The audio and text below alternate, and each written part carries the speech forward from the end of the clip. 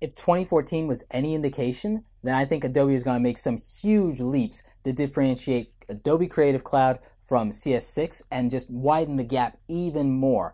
I'm expecting huge changes to Illustrator, InDesign, After Effects, of course Photoshop, and possibly even Adobe Premiere.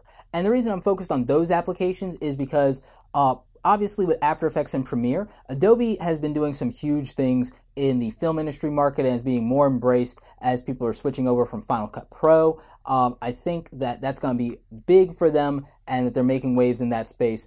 I think that with everything that happened with Apple retiring Aperture and with their new Photos app, I think that more people are going to jump on Adobe Lightroom. So when we get Lightroom 6 in 2015, I expect major changes there.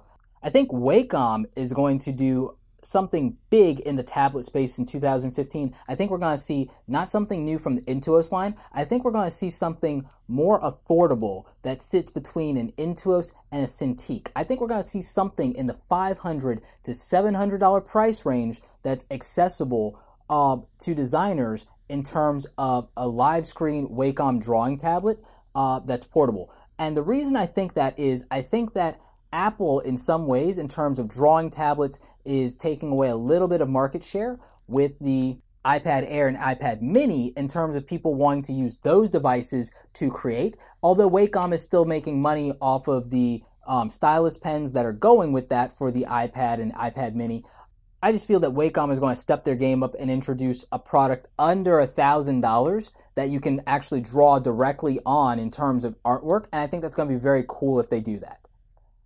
I'm also expecting huge things from Corel this year. Corel Painter Essentials, I've actually been doing a trial of it. I'm going to buy it because Painter is really cool and it's very different from Photoshop in my opinion. It's not a direct competitor because it's focusing on digital art more than anything else. Not photo retouching, not graphic design stuff. And in that way, I feel like Corel Painter is really kind of a standalone product in that you could use Photoshop or Photoshop elements for something else, and there's artwork that you'd want to create in Corel Painter, and I'm finding that myself as a digital artist that I enjoy doing that. I'm expecting more big things from them. The new edition of Corel Painter is like tremendous as far as that, but it's a little advanced for me. I'm using Essentials to ease into that, but I'm expecting big things from them. I don't expect that they're going to go all in on the subscription model the way Adobe has. I think they're still leveraging that as a marketing point that you can do a subscription or you can own the software outright. Based on the lower price point, I think for my Corel stuff that I'm going to buy the software and do the upgrades manually, at least for a little while, just from a cash flow standpoint. Since I have the Adobe subscription, the Norton subscription, the Microsoft subscription, I'm going to try and actually limit my subscriptions, aside from Loot Crate, to that. And so that's going to be good software for me to just actually have and own. And I don't mind doing that on the Corel side based on the price point. And it takes a while for that software to get dated based on the updates versus Adobe can get dated very easily version to version, which is why I don't want to do the box model with them and why I'm not an advocate of the box model. I'm all in on Creative Cloud. So let's talk about graphic design trends.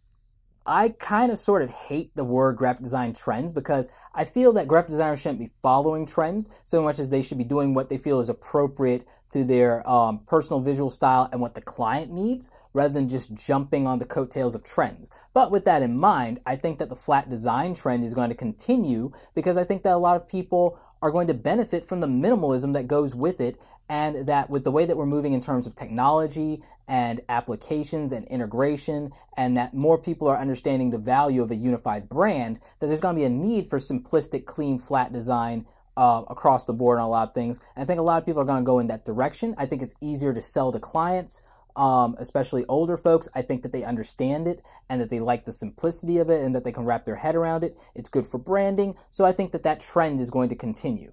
I also have a prediction that some company, maybe it's going to be Adobe, maybe it's going to be someone else, I think that some major player is going to really take advantage of the fact that there are not a lot of well-known font creation programs out there, and I think more people are going to be interested in creating their own fonts. And I think that partly having drawing devices like the iPads, the Wacom tablets, and that stuff is becoming more accessible now. I think more people are going to be interested in creating their own fonts and doing hand lettering, especially with the need for individuals to want to brand themselves and create unique, awesome things.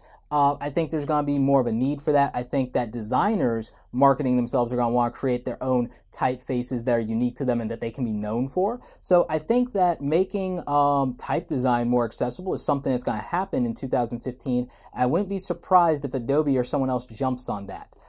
With what Adobe's doing with Typekit, I think it could be very advantageous for them to make something like that and to even leverage designers doing that into Typekit or into their Creative Cloud market altogether. And I think they're going to do more deals with that. I think more designers are going to find like that they can make revenue through licensing their stuff to Adobe to use in the creative marketplace or selling it outright. So I think that's going to open up as well.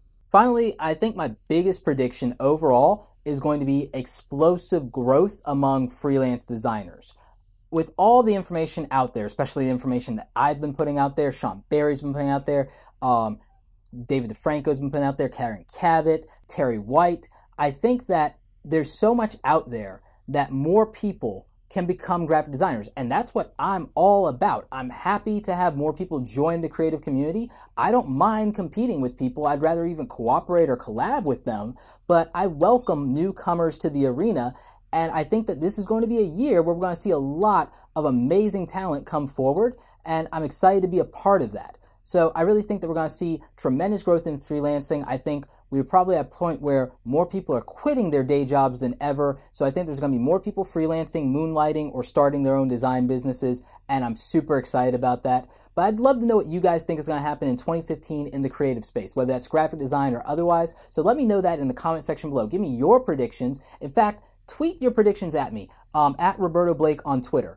I want to know what you think is going to happen in design in 2015. So go ahead and use design 2015 as the hashtag for that and create awesome. That way I definitely will look at it and I'll see what you guys think and we can have a conversation about it. And don't forget, create something awesome today.